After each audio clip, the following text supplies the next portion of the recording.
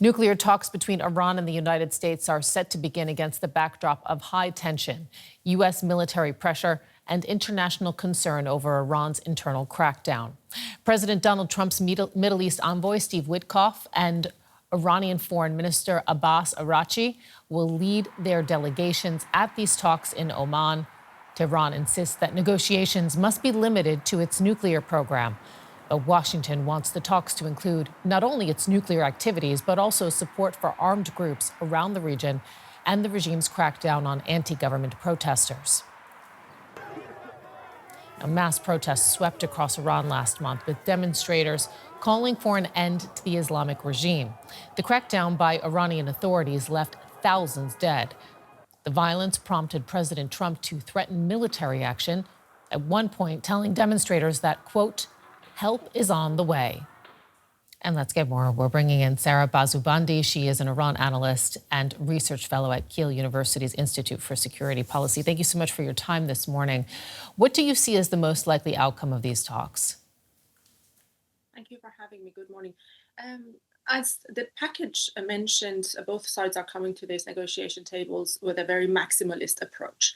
Now, to what extent each side will be able to gain what they really look for is unclear. But putting all the demands that the US government is presenting Iranians with, it seems very unlikely because, unlikely to lead into anything fruitful, to be honest, because Iran has used the same strategy when they, back in 2015, they were cutting a deal with the United States, the so-called JCPOA, for the nuclear activities. They ring-fence the nuclear activities. They don't want to talk about any regional issues about the support of the proxies, about missile program, about violation of human rights, and that has been the playbook of the Islamic Republic. So it seems unlikely that Donald Trump and his administration will be willing to settle with the same approach.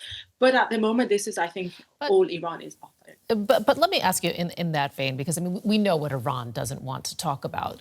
They say they don't want to talk about their missile program. They don't want to talk about their domestic policy. These are things that the Islamic Republic considers non-negotiable. But ultimately, given that the United States likely now has the military firepower to launch an attack if it wanted, does Iran have any other option than to discuss these matters and perhaps give some concessions to the Americans? I don't think Iran has any other options other than threatening to wage an all-out war on the entire region. Basically, Iran is threatening Israel, it's threatening other regional countries in the Persian Gulf region, is threatening the United States that if you attack us, you are going to be entangled in a very long, never-ending war, similar to what happened in Afghanistan and in Iraq. Of course, Iran is not Afghanistan and Iraq, but this is the narrative that Tehran is sending. Now, do they have any other options? No, I don't think so. They wouldn't have come to the table if they did have any other options. Domestically, regionally, internationally, they're under a lot of pressure, especially in the aftermath of the recent uprising. But also, I think equally, the reason that President Trump came back to negotiation tables is that he hasn't been presented with a military option that can get him what he really is looking for, which is complete dismantling of the nuclear program and missile program and regional activities with a quick fix. The United States doesn't want to be entangled in a long-winded war, but at the same time, the administration hasn't been presented with a solution. Now, of course, the United States, I think, is aware of the impact on the U.S. deterrence that if the failure of these talks happen, the U.S. must take an action. So I don't think the U.S. would have came to the table without a serious military plan, but that serious military plan is less than a desirable solution for the United States at this moment. Can you walk us through, what must be going on right now in the diplomatic channels regionally? Because you did talk about the regional powers, the threats that Iran is making. Many U.S. allies in the region are advocating vehemently against a U.S. strike on Iran. Walk us through what's likely being said right now and what the concerns specifically are of regional powers. Well, these talks are brokered and mediated with the help of Egyptian, Qatari and Emirati government. So they have really went and plead to the U.S. administration that we don't need yet another war in the region because this is going to burn all of us, and it's not good for any of us. Therefore, please try to find a diplomatic solution for it. Now, how serious Iran is in its threats, what are its capabilities if a strike kicks off, is really unclear. They have maintained a very good relations with Qatar, but when the strikes during the June took place, they were very happy to attack Al Udeid base, which is a US base in Qatar. So Iran has shown willingness to unleash violence and attack regional countries who actually came to help at the moment in need.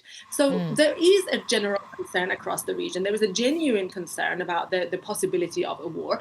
And, these Gulf countries have been working hard to rebrand themselves, reestablish themselves, come out of being only the energy producer countries, to diversify, to at least put the diversification on their agenda, to talk about AI, to talk about technology, and, advancement of the economy. So they don't want to see that burned because of the Iranian and US military crisis. I have to ask you just briefly before we go and really take it back to what has brought these parties to the table in the past week. And that is, the world looking on in horror amid the slaughter of thousands of Iranian civilians on the streets by the regime.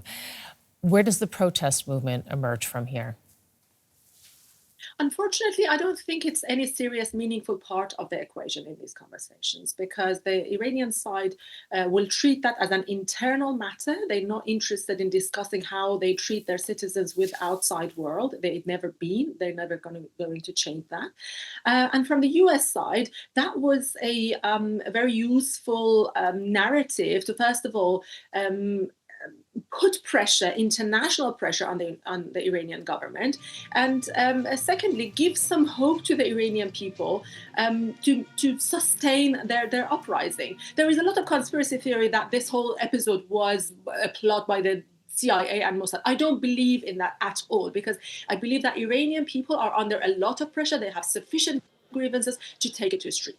But they are looking for outside help. They know that every time they come out and protest, they are faced with bullets, they are faced with death, they are faced with rape, they're faced with torture, they're faced with long imprisonment. So without external help, the Iranian people are not going to get what they want.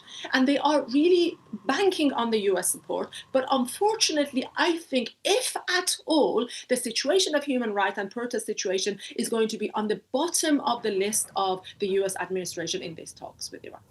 Iran analyst Sarah Bazubandi with that sobering assessment. Thank you so much for sharing your views and putting this into context for us. Thank you. And let's talk about that with Fawaz Shehzaz. He's a professor of international relations at the London School of Economics, specialising in Middle East politics, Islamism and US foreign policy in the region. Great to have you back on DW. Who wants these negotiations more, do you think, the Islamic Republic or the United States? Well, surely there is more at stake for Iran than for the United States. What Iran is trying to do is to prevent war, an American war, and probably joined by Israel, which could that really have catastrophic effects on state capacity, on society, and even on the survival of the clerical regime in Tehran. So the reality is Iran, there's the next few hours and the next couple of days are extremely, extremely important for Iran, because Iran faces fundamental challenges at home and also external threats as well. Iran would also like the world to be focusing on these nuclear talks in comparison to what's going on at home. Naturally, of course. I think what we will find out in the next few hours and couple of days, whether the Trump administration really is genuine about reaching an agreement on Iran's nuclear program. This is it. Because everything that we know, the Iranian regime seems to be willing to make painful concessions on its nuclear program. it's willing to either suspend or shut down its nuclear program. And we have also leaked information from Russia that Iran is willing to ship its enrichment, uranium enrichment to Russia as it did in 2015. But of course, Iran's ballistic missiles basically is a red line for Iran, because that's the only deterrence that Iran has in case of an Israeli attack. So if the Americans insist on discussing not only Iran's nuclear program, but its ballistic missiles, I think the odds are against a diplomatic breakthrough in Oman. What about US allies in the region, like Saudi Arabia, Turkey, Qatar, Egypt, Pakistan? They've been lobbying against the US striking Iran. Even states critical of the Islamic Republic have been. Why is that? Very simply because Iran's neighbors, even though they don't really care for the Iranian regime, they fear that all-out war between the United States and Iran could really have spillover effects into their own society, security, and economy. And they also realize an all-out war between the United States and Iran could trigger a region-wide conflict, because Iran supporters, Hezbollah, the Houthis in Iraq, could join the fray. And finally, I think most of Iran's neighbors now fear Israel more than Iran. They believe that Israel could be the main beneficiary of a regime change in Tehran, and Israel could emerge as the dominant hegemon in the Middle East, as it has become so in the past 2 years or so. But are we talking about fears here or the reality? Because the Islamic Republic, too, has warned any attack would plunge the region into chaos. Do you share that assessment? Well, look, I think I fear that both sides, the Americans and the Iranians, misinterpret the intentions of the other. The reason why I am very concerned, deeply concerned, because Iranian leaders feel besieged. They're back to the wall. They fear that the Trump administration and Israel are trying to bring about regime change in Iran. So my take on it, as the Supreme Leader has insisted, any attack on Iran could really see a major pushback by the Iranian regime, and that's how monstrous miscalculation happened in history. So yeah, if the Americans attack Iran, I have no doubts in my mind that Iran will fight, nail and tooth in order to really increase the costs for the Americans and their Israeli allies as well. And briefly, the Iranian opposition, inside and outside the country, they want an end to the Islamic Republic. Do they have a say in any of these talks? No, they don't. Sadly, they don't have any say in what's happening. It's all about geopolitics now. It's it's a big game. And also, I think the Iranian opposition is deeply divided. You have some opposition members who have really called on the United States to intervene and bring about regime change in Iran itself. My take on it is that there is widespread despair in Iran. Iranian society really is pressed between a hard rock, that is the repressive nature of the regime and its inability to deliver the public goods, and also the threat of external intervention that could really bring about chaos and civil war, civil strife inside Iran itself. OK, thank you very much for your insights, Fawaz Shehgez. Always a pleasure to have you on the show. Thanks.